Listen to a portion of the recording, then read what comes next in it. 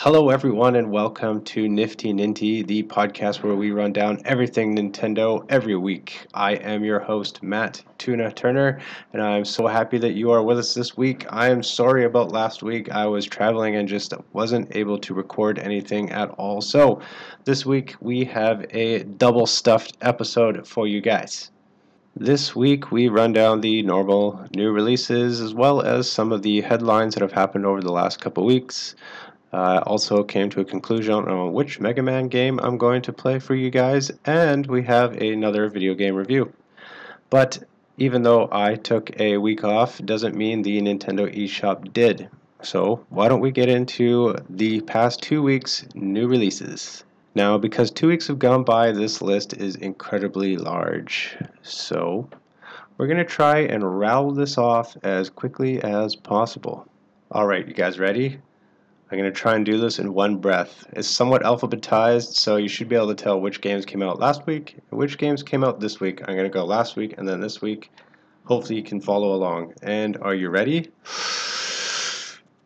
Another World, Bomber Crew, Holy Pataties, Darts Up, 20XX, Epic Loon, Philippix, Ghost 1.0, Johnny Turbo Arcade Express Raider, Lion Song, Muddle Dash, Arcade Classic Neo Geo Super Spy, Never Out, Paddlebox, Radio Hammer Station, Star Story, Super Destronaut DX, Super Volleyball Blast, Hands of Fate 2, Let's Sing 2018, Mugsters, Animal Rivals, The Moose Man, Vertical Strike Endless Challenge, 2 ACA Neo Geo titles, League Bowling, and City Connection, Chicken Assassin Reloaded, Frost, Guts and Glory, Johnny Turbo's Arcade Shootout, Lost Phone Stories, No Reload Heroes, Pool Panic, Sanrio Picross, Starship Avenger Operation Take Back Earth, Tanzia, Hiroki, Spheroids, Void Space Racing, and Werewolf Pinball.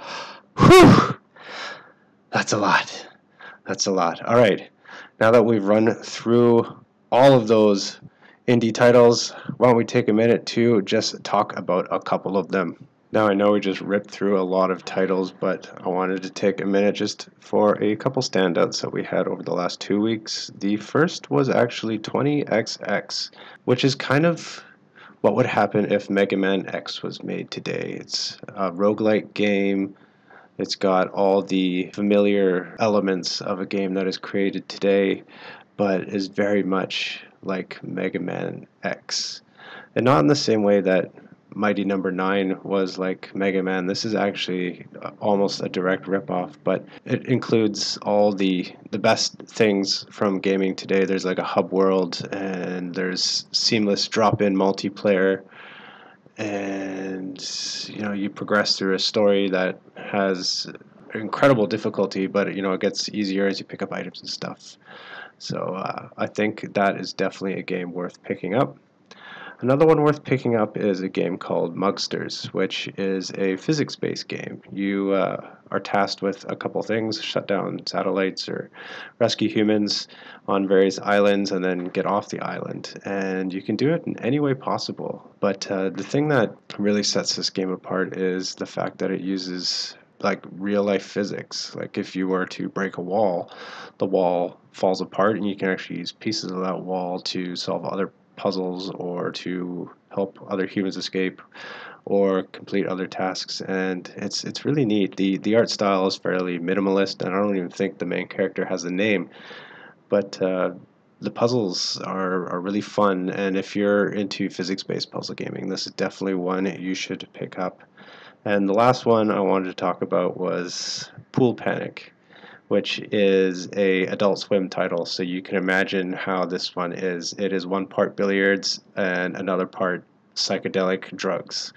You are a pool cue, and it's your job to get all sorts of random billiards balls or pool balls. They aren't even sometimes pool balls. Sometimes they're like chicken pool balls, or sometimes you end up underwater. Anyways, it is very psychedelic. It's a lot of fun, and I would recommend picking it up if you're looking for a game that you can play on the train and you're just looking to waste some time. It's very, very fun.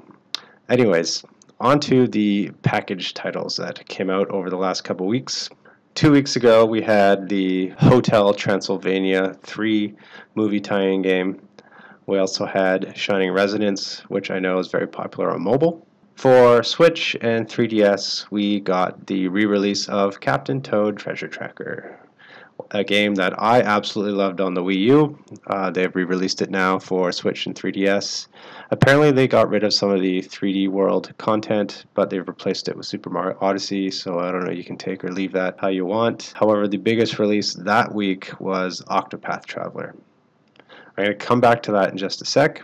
First, we're going to go over the games that came out this past week, and those are Adventure Time, Pirates of Enchiridion, I think that's how you say that. And oh, I'm going to get in trouble for this one. I apologize for butchering your language. Touhou Genso Wanderer Reloaded. So those were the package titles over the last couple weeks. But let's just step back to Octopath Traveler. Octopath Traveler came out last Friday. I believe it was Friday the 13th, in fact. Or maybe it was Thursday the 12th. Anyways, it has been selling like hotcakes. I don't think Square Enix expected that, because even people who pre-ordered it on Amazon are still waiting for their item to ship. If you bought it digitally, you're playing it, you're having a great time, but for those of us that still like the packaged goods, especially if you're waiting for a Wayfarer's edition, which looks absolutely amazing, by the way, I can't recommend it enough. I am actually waiting for that to come back in stock. I hope it does soon, but who knows. Anyways, so Square Enix has released an apology because they didn't think demand for this game was going to be as high as it is. And they were, I guess, cautious with the amount of titles they were going to produce, like physically produce. And, you know, the fact that you have to issue an apology because more people want to buy your game, I think is a good sign. I think it was actually the highest selling game in the EU as well as Japan, and that's ahead of games, you know, like Fortnite or other big like tier 1 games for a somewhat independent JRPG to, and like a console exclusive too, to command so much clout in its first week is really amazing. And I really hope you guys are playing it because it looks amazing, absolutely amazing. The prologue demo was a lot of fun, and I can't wait to crack into this. I don't really do a lot of digital games. I prefer hard copy games, so I'm waiting, and I want a Wayfarer's edition. If I do get a Wayfarer's edition, I will do an unboxing for you guys as well. Alright, that was a lot of releases to go through, but you know, what do you expect after taking a week off?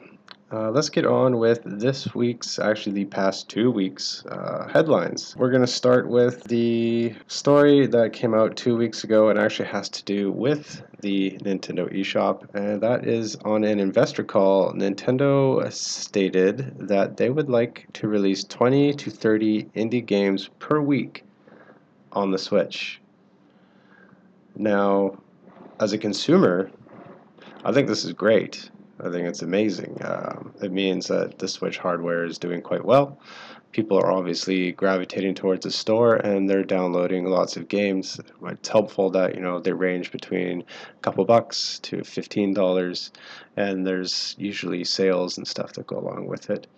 However, I think for a developer standpoint, this isn't exactly the best. I think this is going to cause a lot of overcrowding for developers. I think if Nintendo does plan to release 20 to 30 games per week, they need to do something about their store. They need to do things to make games more accessible, more findable. They have to do better with their search algorithms, as well as their recommended titles section, because I mean, there's already over 900 digital titles on the Switch, and if they're going to release another 20 to 30 per week, it's going to get crowded, and it's going to get crowded fast. Now, I know people will point towards things like the App Store or iTunes as a very crowded digital marketplace, and it's true, those places are incredibly crowded, and you know, people don't seem to have any problem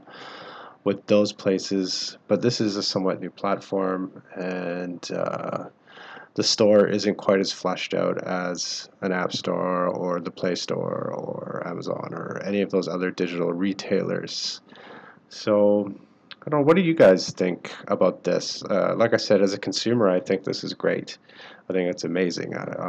From a developer standpoint, though, I think it's a little worrisome. Puts a lot of pressure on people to develop more titles, and maybe quality will go down. So we'll see what happens. You guys let me know in the comments below what you think about Nintendo's move for more indie titles. Alright, next up, if you remember, a few weeks ago I reported about the Nintendo Labo Creators Contest. Well, the winners have been announced. There are two of them, and one of them includes a solar-powered accordion. So these lucky users will be getting one of those super cool Labo-themed Switches, which, if you're listening, send me a pic. I would really, really love to see one. Find me on Twitter, @NiftyNinty. Oh, also, they announced that a second round of the contest will be coming, or I guess a new Labo Creators Contest will be coming. So stay tuned for that. On to the game side of things. Over the last couple weeks, we saw more details for Let's Go Pikachu and Let's Go Eevee. That includes the ability to dress up your Pokemon and give it different haircuts, which is kind of fun. I know that the heavy brow is very popular, and in the trailer they showed a picture of Pikachu with said brow, and it wasn't very pretty, but some of the other customization options are great. The folks at the Pokemon Company also announced a couple of the version exclusive Pokemon coming to each title, and they're very close to what we saw in Pokemon Red and Pokemon Blue for the original Game Boy. So the red version had exclusive Oddish, Growlithe, Ekans, Mankey, Scyther, and Electabuzz, and blue had Bellsprout, Vulpix, Sandshrew, Meowth, Pinsir, and Magmar. And those will be for Pikachu and Eevee respectively. So it's kind of neat to see this still coming. It means there will be a lot more trading and that sort of thing happening. As this is modeled after Pokemon Yellow, you are still able to catch all three starters in the wild in the Let's Go games, because at the beginning you will start with either Pikachu or Eevee. Nintendo was hacked a couple weeks ago. Actually, I shouldn't say Nintendo was hacked. Splatoon 2 was hacked, and it was done so by hackers to show just how easy it is. I guess that's good. I don't really know. I don't really have a punchline here, but Nintendo has since dropped the ban hammer on these hackers. They found them, and they have been permanently banned from Nintendo online services. I believe they hacked the Splatoon 2 leaderboards, and they did so just to show flaws in Nintendo's security system. This next story is for all you Mario Kart fans. That includes me. However, I do not actually own this version of this game. However, this past week, Nintendo quietly updated Mario Kart 8 by adding some Breath of the Wild content. Players can now ride the Breath of the Wild skinned Master Cycle and also wear Link's Champion's tunic in the game. Also, ancient items are available in the kart and glider customization menus. So it's nice to see that they're still working on this game, especially with the Nintendo Switch online service coming up in the fall. Oh my god, that's so soon. We're only 2 months away from that. So let's see what they have in store for Mario Kart 8 or other games coming down the line.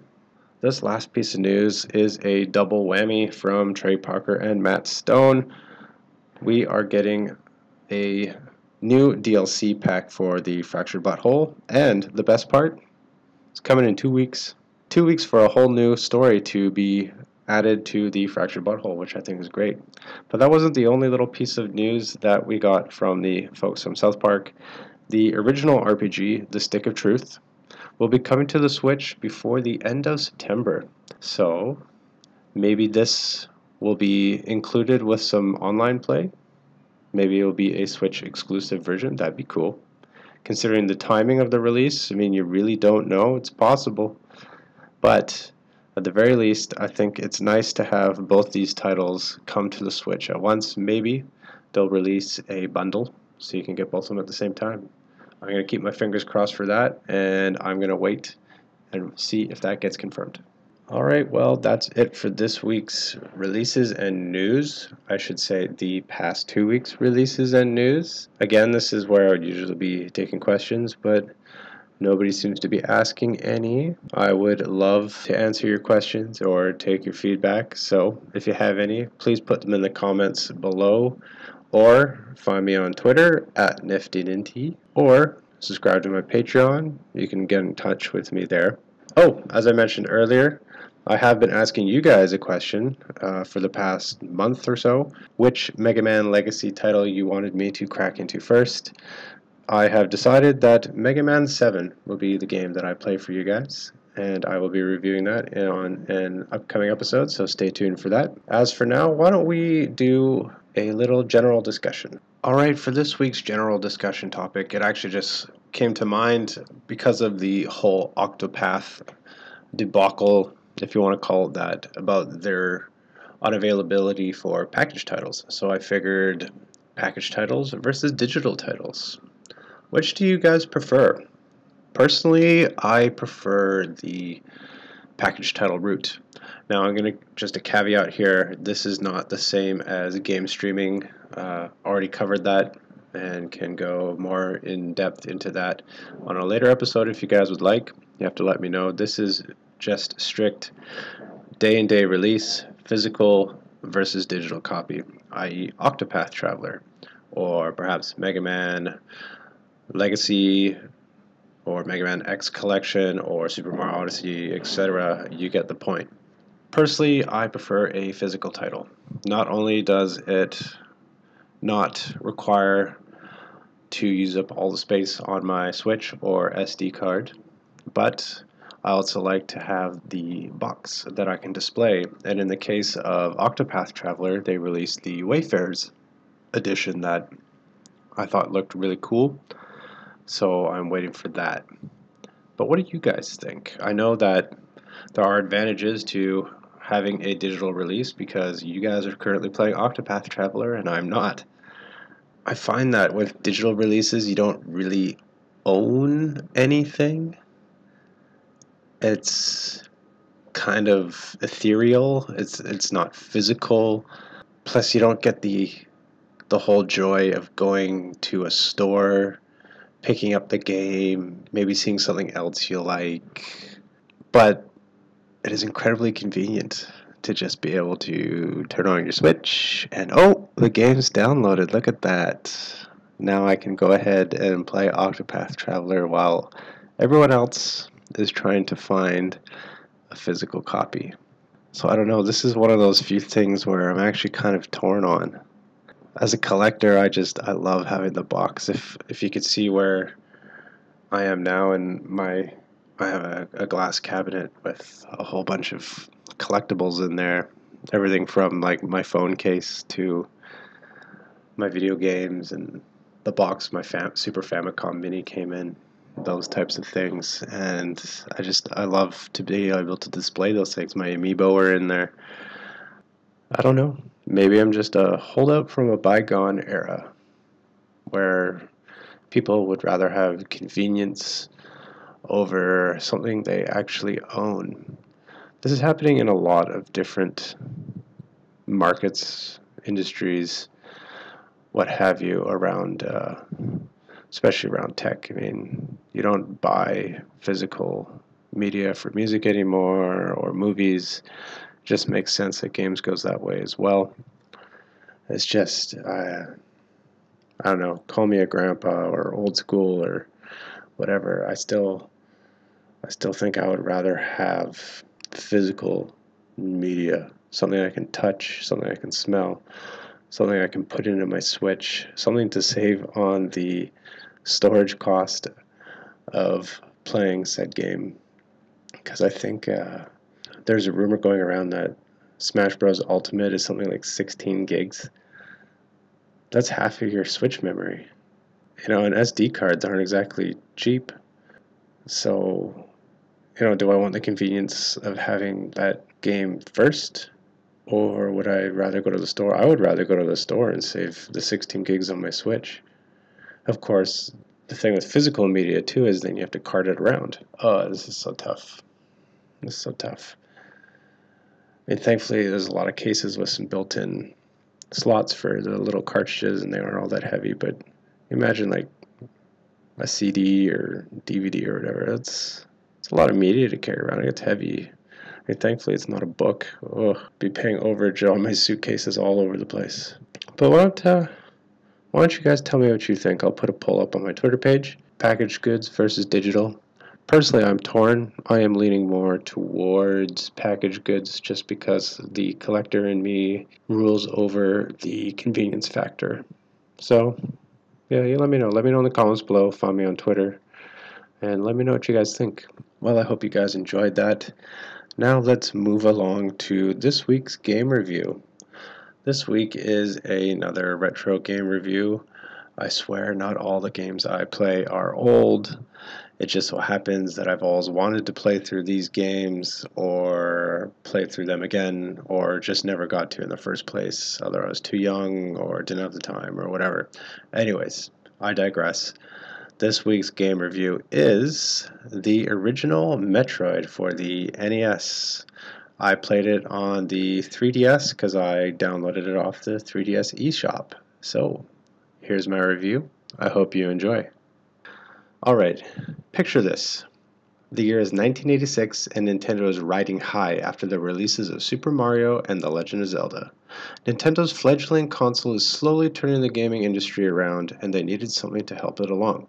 Enter Metroid, a dark, brooding sci-fi adventure that was so different from anything else on the market at the time.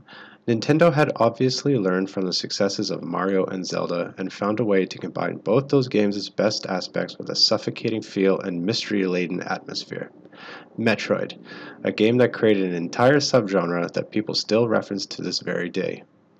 On the surface, Metroid plays like any other platformer, but adds the ability to shoot a gun, and its non-linear gameplay is what sets it apart from other games like Mario or Mega Man, and helped inspire games like Castlevania, creating the Metroidvania subgenre of platformers. Very early on, players are given a choice, a simple one to go left or right.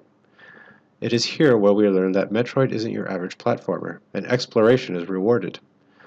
Especially since the players are essentially dropped into this massive world with very little health and a puny little blaster.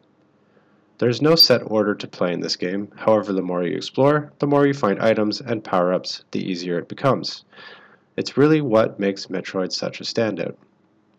The catacombs of Zebes are huge, and there is no map, so you really have to remember where to go, and also where you've been, because certain areas become accessible once an upgrade is found. The map is split into zones with their own unique feel. I can just picture kids in the 80s drawing their own maps and comparing with friends. Thankfully, we have the internet today. This is actually my biggest gripe with the game. I understand that the developers wanted to make this massive adventure, but I found it artificially long. Also, there was a lot of copy-paste with some of the areas. They would simply just color swap or maybe add a different enemy to make it more difficult. There was some genuinely amazing level design, but overall, it was a little monotonous. Metroid is punishingly difficult, especially early on, and there is no save game. So they use a password/continue type of mechanic.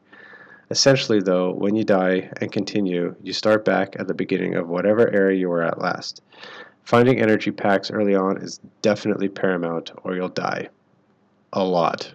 There aren't many bosses in this game, but the ones you do fight are extremely difficult, including the final boss. Players will find themselves grinding for energy, and even with suit and weapons upgrades, it is still difficult to defeat them. Metroid is all about survival. Even after defeating the end boss, you are in a race to survive. The controls for Metroid are very simple. This is to be expected from a console whose controllers only had 2 buttons. Still though, the developers found a way to make full use of those buttons. One button was dedicated to shooting, another to jumping.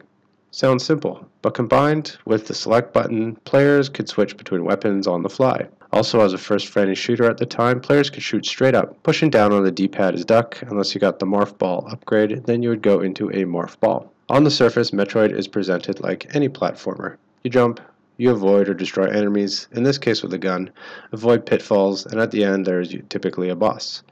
Where Metroid sets itself apart is its non-linear play style. Players are often given a choice: go left or go right, go up or go down. This type of exploration is usually rewarded with weapons upgrades. The setting for Metroid really helps to set a tone. Gone are the fantasy-inspired areas of Zelda or the whimsy of the Mushroom Kingdom. Instead, you are dropped in the catacombs of a brooding and suffocating sci-fi adventure. The music for the first area of Metroid really helps to pump the player up. It's upbeat and keeps you motivated. As you explore further into the depths of Zebes, the music gets darker. The developers did a fantastic job of setting tone with the music. Players today have to keep in mind that this was an 8-bit era game, so the sprites and animations, although complex for the time, are still very dated. Samus's run animation makes it look like she's running quickly, but she's not, and her helmet helps hide the fact that she has no neck. However, the game's bosses are rendered as beautifully as can be for the time. Metroid follows bounty hunter Samus Aran, who is hired by the Galactic Federation to infiltrate the evil space pirates base on the planet Zebes. The space pirates have been stealing Metroids and trying to replicate them because Metroids have the ability to suck the life force out of any living being. With an army of Metroids, these space pirates would be unstoppable. So the question, does it still hold up today? Yes, and sadly no. There's a reason this game is a certified classic and has spawned sequels and spin-offs on every Nintendo platform to date. It was genre-defining, it was dark, it was brooding, and it was so different from Nintendo's other offerings, which is honestly great. But the lack of a map and the artificially long, drawn-out gameplay is kind of dated by today's standard, not to mention just how frustrating the game is to play. So, final verdict.